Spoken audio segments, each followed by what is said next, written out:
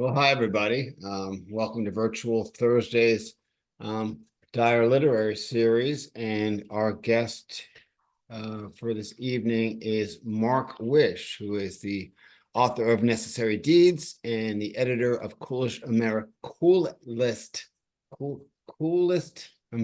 Stories. And let me tell you a little bit about Mark.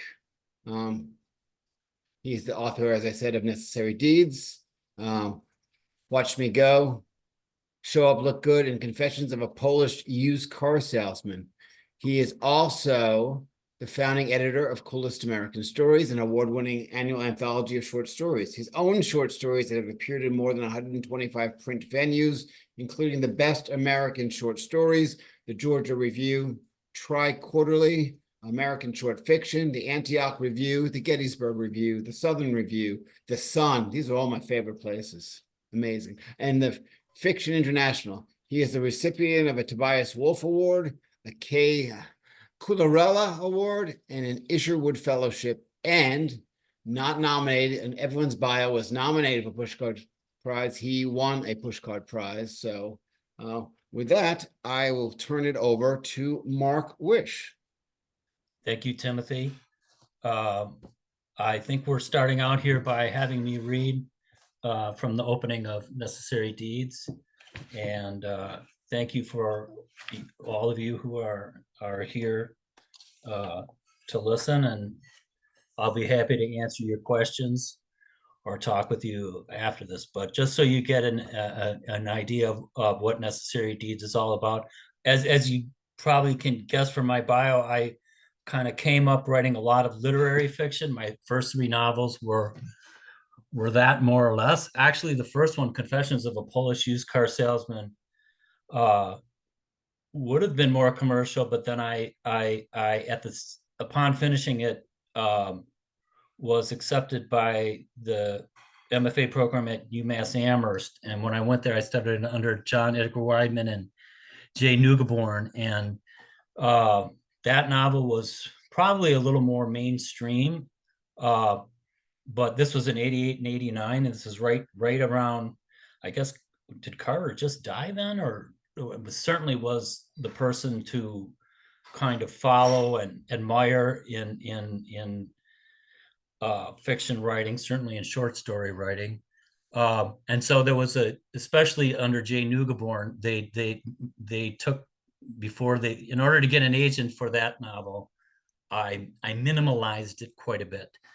So that kind of turned it into literary fiction. It was a lot more implied. It was a lot more, minimalist than it had been when I brought it to that program. And then because of the program at UMass Amherst, and then I went to UC Davis on a Regents Fellowship, and then I taught a lot. And so I was in academia a lot. And back then, the way to get an agent, or so I was told, even though I already had one, the way to then get a book deal, which the agent couldn't get for me, the word was get your short stories published in literary magazines. So that accounts for that long list of those 125 short stories. So, I really got into literary fiction, reading it, writing it, teaching it, and book doctoring it for other writers. And it was only after 3 novels then that were literary fiction, the third being Watch Me Go, which I finally got a decent deal from Putnam.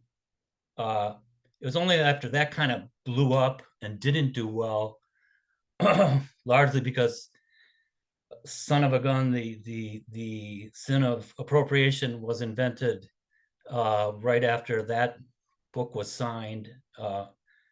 And in fact, I was encouraged to write from a Black male's point of view because it was based on a short story, and in Best American Short Stories, that was from a Black male point of view, and Asians loved it, and everybody loved it. And it was so great that a white guy from Milwaukee, Wisconsin was writing about a Black guy from the Bronx, so everyone thought going in. But when that novel based on that story came out in 2015, that coincided with academia coming up with the notion that appropriation was basically evil. And I've sort of then been blacklisted since then, to be honest. And so Necessary Deeds came out of me writing quite a few books between a total of 3, I guess we should say, maybe 3.5 really, between 2015 and now, and I had to go as commercial as possible to get anyone to publish a novel. So that's how Necessary Deeds came about, and thus the background and the bio that speaks of a guy who's heavily into literary fiction, but is now writing a mystery, a crime novel, and is in fact going to write another one for a sequel, because frankly, I think that's the only way it can get published now. But enough of my, I guess it almost comes off as complaining, but it's not actually been an easy 10 years for me, the last 10 years writing wise. Anyway, here's Necessary Deeds. This is chapter 1, so I'll start right from the beginning. Here in Sing Sing, the killers I've met are better storytellers than most of the novelists I've represented. They'll bombard you with twists and turns about how they were ambushed and shackled and prosecuted harshly, despite their innocence, and you'll find yourself nodding, buying their horror stories. To be fair, though, I should probably admit that I'm naturally more inclined to suspend disbelief for these guys, my fellow inmates, because of my need to get along with them. After all, for years now, I've wanted to prove to Warden Scardina that the stint of fury in which I myself killed a human being was a singular incident in an otherwise placid life. I mean, I'm trying to convince him I deserve an early release, or at least inclusion on the list of exemplary inmates whose hours in the yard have been tripled. In fact, I'm out there in the yard when I first meet Jonas, on the unshaded basketball court, where my mood often spikes and if direct sunshine finds me, using the hoop with no net and therefore alone, sometimes lost in thought about my victim, sometimes imagining putting his first move on my ex, in any case vulnerable to the whims of anyone who has the nerve to approach me. And Jonas indeed has the nerve. As he crosses the out-of-bounds line, all I know about him, well, all I've heard about him since he arrived here yesterday, is that he too has killed a man, in his case during a flubbed attempt to rob the Mayo Pack OTB while partnering up with a defective AR-15. This hoop yours is how he starts with me, usually. You play in school? I hoist up a shot that proves to be a brick. Just out here for the vitamin D. He folds his arms, studies me up and down. To imply I fear no one, I reciprocate. I see a gaunt, slightly hunched, yet taut fellow, 10 years younger than I and 6 inches taller. I see a clean-shaven horse face, a weak yet cleft chin, green eyes that squint a little through black horn rims, a full head of brown hair with gray coming in barely and on the sides only. Mine, by the way, went completely white during my first 5 months here. How long are you in for, I ask. Would rather not discuss that. I pass him the ball, which he bobbles. He does not shoot. My guess is he doesn't give a shit about hoop either. Would rather hear what you know about Ethan Hendy, he says. Ethan Hendy was a client of mine who, 18 years ago, that is, more than a decade before I learned my wife wasn't exactly a saint, gave up on writing novels to write poems that appear in those photocopied literary magazines no one reads. He's a hell of a writer, candid and interesting and succinct as anyone published, but I have not survived here by not holding cards close. So, Ethan Hendy? Ha.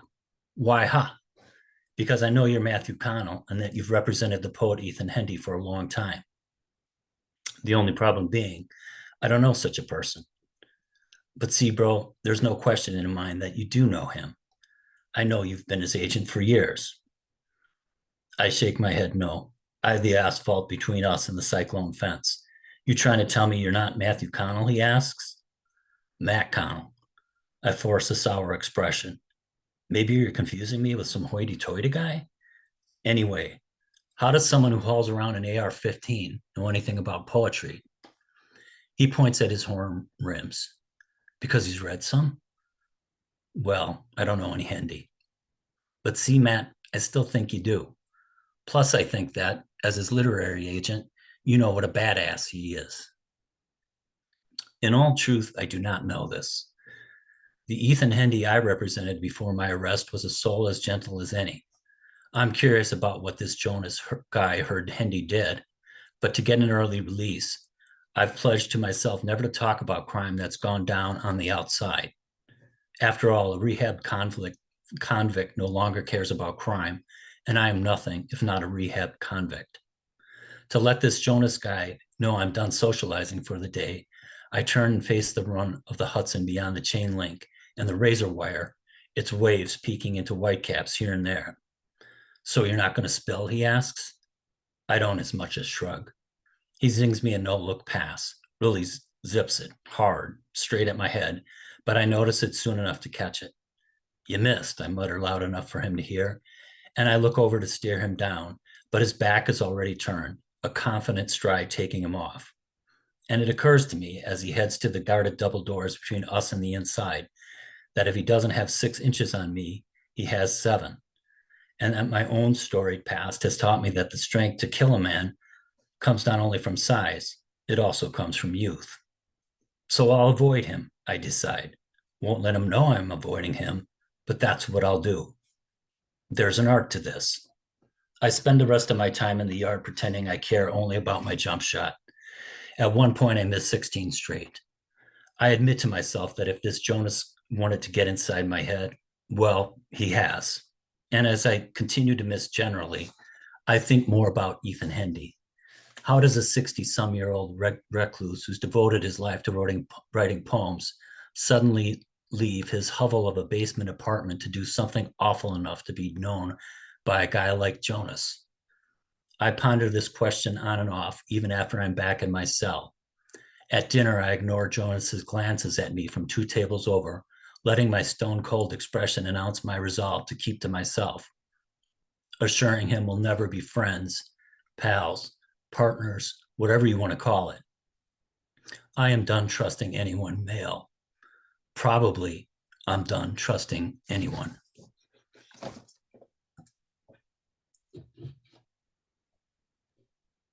Great story and great opening. My question is based on how you introduced this, and thank you for introducing the whole backstory of your writing of Necessary Deeds. Is the title of Necessary Deeds kind of a tongue-in-cheek nod to that story? To the backstory that I told? Yeah, like this is like I'm writing this book. This is a necessary deed because. At the time, I didn't think of it as such.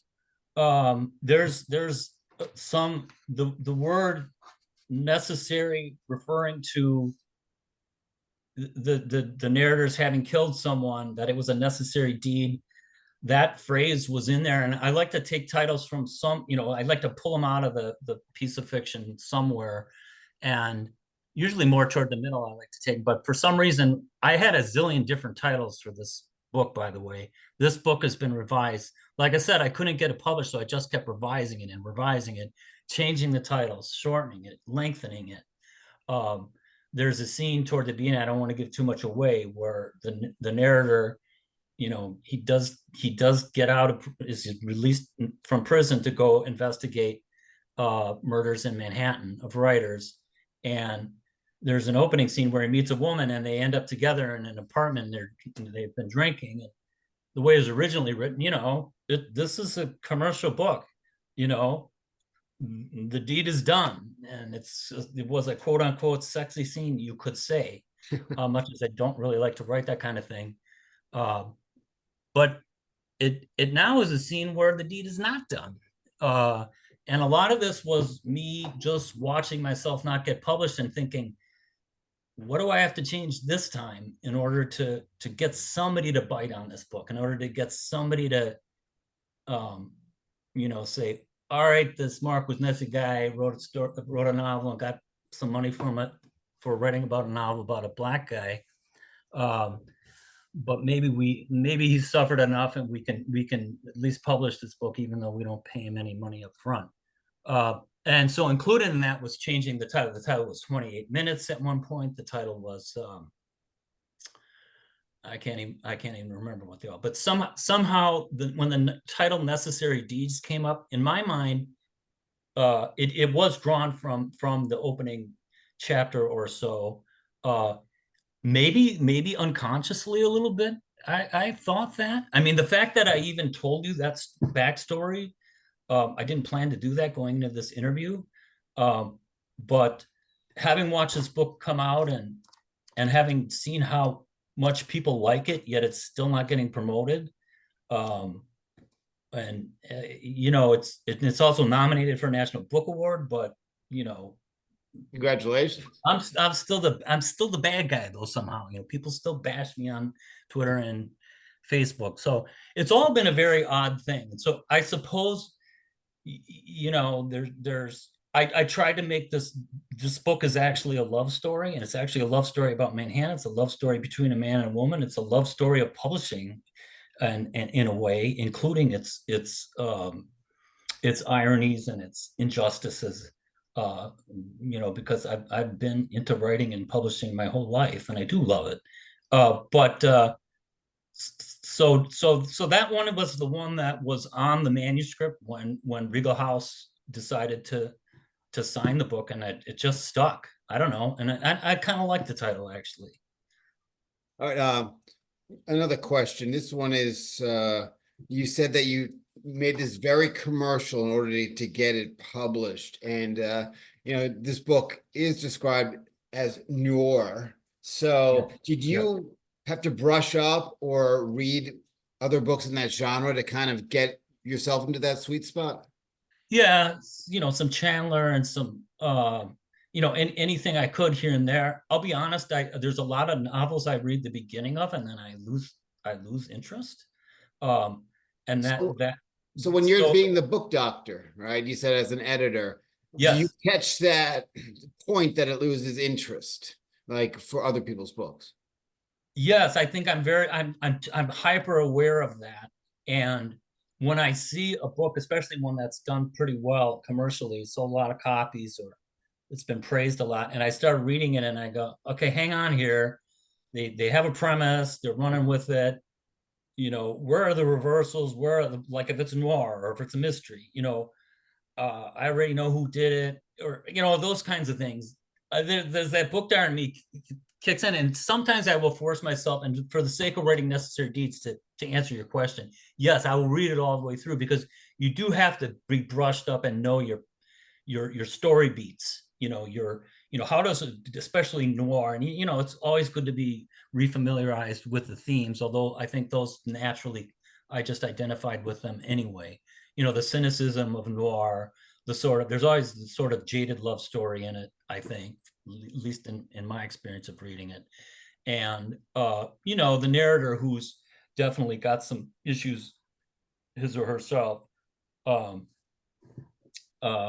But so yes, I did, but I will admit that I didn't always finish them all the way through, or not so closely. I will then skim them I would skim them for the plot points, brush up on how did this one end, or if it's something I never read before, how did they pull it off to make sure they surprised people, if they did in fact surprise readers.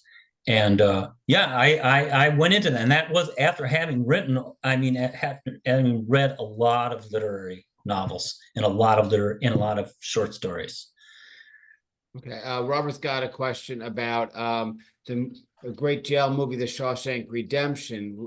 So, would your novel make a good movie? And tell us the good elements of your novel that would flash across the screen. I think it would. Well, Shawshank is in my opinion, one of the best films ever, really. Stephen King is a master storyteller.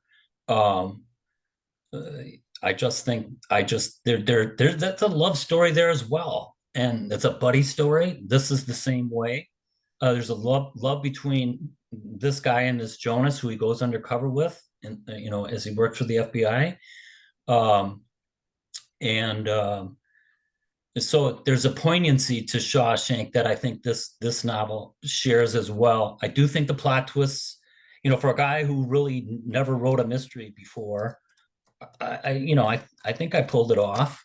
Uh, Well, first mystery attempt, the National Book Award, 93% 5-star ratings at Amazon. Are you allowed to give yourself credit?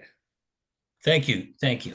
And I'm glad, and I'll tell you, I'm very grateful for everyone who's given it a 5-star or even said anything nice about it on social media or definitely on Amazon, because as everyone knows, Amazon is where the game is played now for book sales. More than 70% of all books, and that includes indie books. That includes people who hope that independent bookstores do well, and I certainly hope they do well also. But the fact of the matter is, if you want to sell a lot of copies of your book, you got to do well on Amazon, and we ain't gonna change it. You know, 10 years ago, if you'd asked me, 20 years ago, if you asked me, no, don't buy my book on Amazon.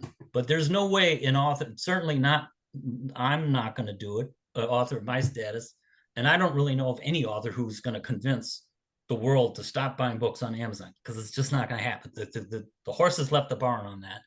Well, So there's been a really nice revival of indie bookstores. I mean, they've always kind of hung around, but just recently, I think after COVID, as a place to go, hang out and buy a book. So, are you finding that as well, or?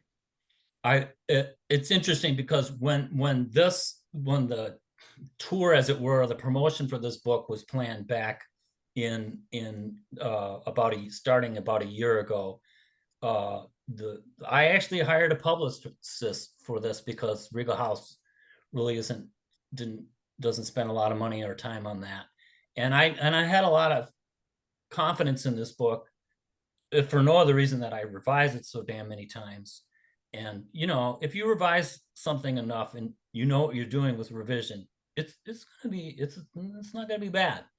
And the other thought I had is, this might be the last book of mine ever to get published. I can't even get a short story published anymore. I can't get a poem published anymore. I mean, nobody, or I mean, who knows? Maybe now I could, but for about 10 years there, seriously, no one, the tiniest mag.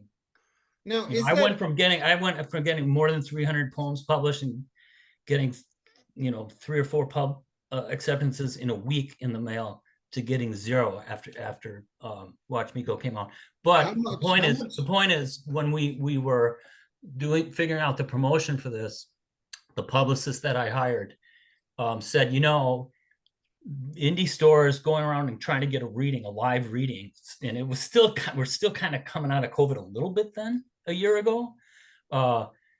She said, don't even bother to do that. Try to do everything virtual, because they're just not readings for books, for authors for a book just aren't working. They definitely have to be in conversation with another author, number one.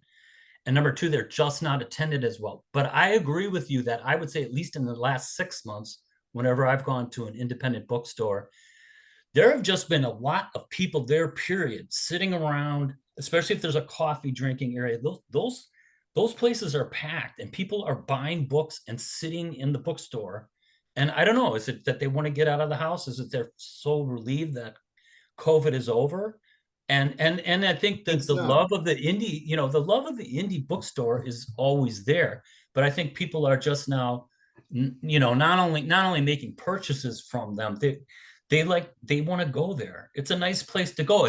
I think it also assures in a way that you're not going to be on social media. If you go to a bookstore and you like it there, and maybe you talk to a few people who are also sitting there drinking coffee with you, it's an ability to socialize that's kind of low key. There's not a lot of pressure.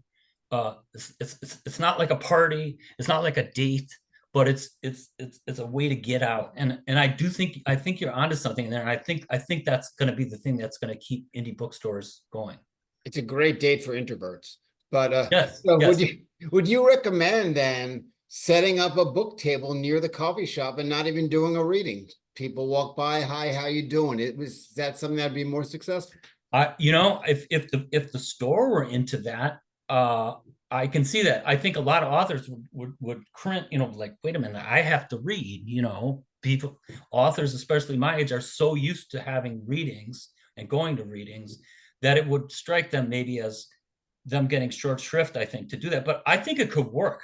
if it's a fairly high volume um, um, bookstore, there's a Barnes and Noble, as a matter of fact, in DeWitt, which is just outside of Syracuse, north of here. And it's an example, that's not what Barnes and Noble is not exactly what I call an indie bookstore, like you and I are talking about, but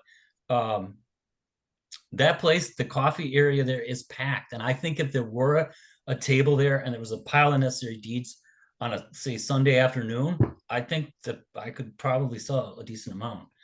But I don't know. It's a good idea, actually.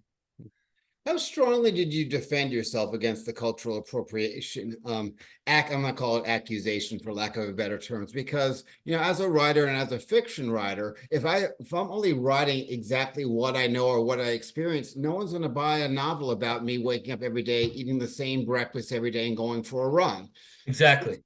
So what do we need to do? And did you defend it? And did that make things worse? I did not defend it enough. I'm pretty convinced of that now. At the time, I didn't know what to do. I was, for one thing, I was depressed. I basically had a nervous breakdown, to be honest with you. I mean, you put all this, you finally get this. It was the agents who told me to write the damn book. It was Salman Rushdie who picked the short story from the black male point of view and stuck it in Best American Short Stories, and all the agents jumped on that. And agents hadn't sold a book of mine for 20 years of my career, and all of a sudden they're all saying, you must take this story and expand it into a novel. I said, wait, I got these other novels. Wait, I got all these collections, all these stories. You could sell a collection. They're like, no, we don't want to do that. Kind of for the reason you're saying. And the reason is because I was a white male. I mean, I'll just say it now. I have nothing to lose at this point. But and not even white men. Like Elizabeth Gilbert had to agree to pull her book as well. Right. But I'm saying prior to that, the reason I wasn't getting published, and ultimately some agents even told me that. They said, you're not getting published because there's readership out there, as perceived back then at least, and it's probably still the case, is 66% female. And there's also a strong feminist thread going throughout. So they don't like guys. They don't like hetero guys. They don't like old white guys. I'm perceived as privileged, even though I grew up in a dirt poor side of Milwaukee, Wisconsin, and had to sleep in a bedroom with two brothers and ate Spam every day. I mean, I'm still privileged. And you know what? I am privileged compared to a lot of people of color. Yeah. Not all of them, but most of them. So, I mean, I don't want to get into that too much, because I don't think I can win. Well, let's in a discussion like that. Let's twist it a little bit. So if your book was endorsed by a book award winner that was African-American, or you had an African-American press read it, or you were able to get some pre-approval of the content, is that a strategy that would be useful to writers? You mean had Watch Me Go, the one that was accused of appropriation, had Correct. It been like you go out there and then you get Major Jackson to write a blurb. You get people that can say that, hey, this book's cool. It's all right. Right. I mean, the biggest blurb was from Rushdie, and that's not a person of color. And I'm trying to think of who else blurbed it. Clarence Major actually nominated my Pushcart Prize winning story, and but did not, and nobody thought, and he blurbed Confessions, and I think he blurbed my second novel. Nobody thought to ask Clarence for a blurb for Watch Me Go, because truly we didn't know. It literally coincided. The first reading I had for Watch Me Go was at Kalamazoo College in Michigan, and I had not heard of the term appropriations. Literally, when I stepped onto that campus, the chair of the English department said, "Are you prepared for what's going to happen tonight?" And I said, "What are you talking about?" He said, "Well, you're probably going to be attacked." And I said, "Why would that be?" And he said, "Because of appropriation." And I said, "What's that?" That's how new the term was. That's how it literally coincided with this book coming out. So, I mean, if it would have taken first of all, it would have taken, premonition, but also it would have been kind of, in my mind, a crass cynicism to ask Clarence Major, why don't you do a blurb so that because you're Black and this has a Black narrator, protagonist in it, so that we can offset the fact that really like a lot of white liberal women are going to attack this thing for having a, and in fact there were two protagonists. The other one was a white female, and by the way, and it used to be a white male, but agents told me to change it from a white male to a white female because they thought a white male's not going to fly. So everyone was begging me not to write out of my demographic. The agents were saying that those were the terms. I was not going to get published that way by a major house. And then it all got turned on its head, and I don't know, the timing was horrible. Also, Kind of like the Wire had just done very well. And Richard Price, he made a show. We're talking about if I told you how small my advance was for Watch Me Go, and I'm not going to do that just out of principle. I think people thought it was huge. It was not. If you compare how much Richard Price made writing his books, and he taught at the same CUNY school I did. So in some ways, I was also following his lead. He wrote about people from Harlem and the Bronx. He wrote about Black males. He wrote about the street.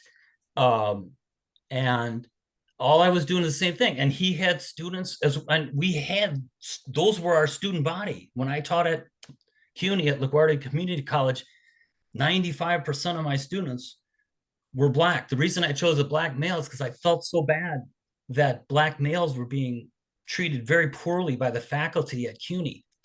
Black females, were able to go to school, but they just didn't, Black males were not encouraged to go there. And then when they got there, the faculty did not treat them well. I thought they sort of shoved them to the side, and they were scared of them, I think. I don't know. But I bonded with, the few Black male students that were there.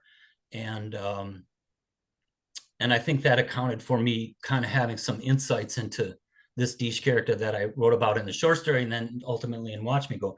But all that just sort of backfired. Well, I mean, those are all interesting points that you're making, but let's shift up a bit. What's that garbage that's over your shoulder there? That is the outline for the sequel to Necessary Deeds, and it's not fully complete. I got to write some more plot points in there, and I should go over my noir novels and mystery novels again to steal a few moves to come up. I need some more suspects, to be honest with you, and the events for them need to be filled in the part right behind my face, right in my head right now. But the part that's torn up and crumbled is the climax to the end, including in denouement. And I have a word for what I think is going to be the climax on there, and I don't think anyone can read it. And well, I have these two cats, Raymond and Lenny, and I was working on this on the living room floor, and they went to town, hiding under it, jumping on each other, having fights on it, tearing it up. And so I ultimately had to get it off the floor, or I couldn't. It was going to be torn to pieces. So I taped it up on this Murphy bed behind me. Those are very catty critics. Yes. The cats did not. I mean, either they hated the ending or they loved it. I mean, they tore it up, but they did like hanging out on that part of it. So I don't know what that tells me. All right, briefly tell me about the coolest American stories and what your role is. And I guess Robert wanted to know, do short stories anthologies sell well? Quick answer to the second part: no, in general, they do not. And that was, so the agents told me, after I was so encouraged to write all these short stories and get them in literary magazines to help me have credits to help my novels sell. One agent finally said to me, you can't, nobody can sell short stories. So really all we were doing is trying to get you to have credits. We never really planned to sell a collection of these. And every agent I've had, and I've had more than 5, has told me they had the collection. They said they were selling it, but they never even tried, they led me to believe they were trying, but did I ever even hear about a rejection of one? No. And so that was just another thing that added to the cynicism, I think, that made for Necessary Deeds. But they generally don't sell well. As some of you know, Best American Short Stories, Heidi Pittler just left there. I think that anthology used to sell well, and I'm quite sure that of late it has not been selling well. And she's gone. I don't know if that was her choice or theirs, or what happened there.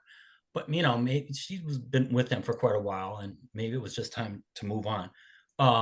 By just looking at what happens on Amazon, the fact that my wife and I could start up Coolest American Stories the day after January 6th, because we were so disgusted by what happened in Washington, D.C., and we wanted America to be cool again. Not great, cool. Let's be like, let's all get together. Kumbaya. That's the overall, cynical as I am, that morning I was like, okay, enough of this shit. I'm gonna, my wife and I were taking a walk early in the morning to avoid COVID in the city, and it just came out into my head and out of my mouth. What if we just had an anthology of the coolest stories we could find, that they were so darn interesting and so non-literary? And I think a little bit of this, let's go for a commercial thing was in my mind as well. That that a lot of people would read them, not just people living in Boston, or we're living in on the Upper West Side at the time, or people who went to Ivy League schools. What about my cousins in Wisconsin, where I grew up, who read my short stories and go, I don't even know what the hell is happening here. I don't even get it. This is of no interest to me. But what about, what if we could just put on an anthology every year that a lot of people would like, and you wouldn't have to be super well educated, you wouldn't have to be an English major to like, kind of like a Netflix of short stories. And that was the idea. And the fact that we could do that, and in the first year we basically were right up there with that year's volume of Best American Stories as far as sales on Amazon, tells you something. I mean, we lucked out to being distributed by Ingram, which allowed us to get into the indie bookstores. We were not reviewed by PW. We were not reviewed by Kirkus. We were not reviewed by the New York Times. Didn't matter that we were on the Upper West Side. Didn't matter that I had founded and edited New York Stories 20 years earlier, and we had John Updike in there, and we had Percival Everett in there, and I booked his story in there, and I had an interview with Frank McCourt in there. I was still a nobody, and nobody gave a shit about Coolest. Apparently they didn't like the adjective. Maybe they even perceived us as being a threat to Best American, so they were like, let's not give these people any ink. But I mean, we had no review help, and yet I had somewhat of a presence on social media. I don't really know, but somehow we got the word out, and people I think liked the concept. It might have just been that everyone was so tired of what was happening with the January 6th thing and all the political hatred out there, that they thought, well, I don't think anyone really thought, well, we're gonna save the world and everyone's gonna love each other again just because of 13 stories every year in an anthology. Obviously, that's a pipe dream, but I think people appreciated that someone had that notion and was going to put their energy into a book that was kind of based on that hope. And it's gotten the book to sell well enough for our purposes. We're not making a ton of money on that either, by the way, but compared to other short story anthologies, it sells very well. It might be, one of the best selling short story anthologies out there, but really that does not mean we're not talking about 100,000 copies, not even close. We're not making a lot of money on that. But it's a relative thing. And in that game, this particular anthology is doing well, but the game altogether is kind of a damned one. I mean, people generally don't, in the world, book buying readers have a bad idea about short stories. They don't think that they're very interesting, and they just tend not, they would prefer to read a novel. Well, Mark, thank you so much for being with us. I think we're a little out of time, but congratulations on your National Book Award. And, your reading tonight was excellent. If you want to know more about Mark, go to his website. And well, this is actually what you were just talking about. This is kind of a cool little article that came out in August. It's called "No One Buys Books Anymore." I recommend. It's some of the transcripts from the Putnam Penguin failed merger. It's very, very interesting. But Mark's website is markwishbooks.com. You can find out all about Mark, the accolades for his novel, and a little bit of history there. So thanks once again, Mr. Mark Wish. Thank you, Timothy. Appreciate it. And thanks for all you who've tuned in. And people that are tuning in on the stream, if you'd like to come in for the open mic, I have the link attached to the stream. Just come on in, I'll let you in. And until next time.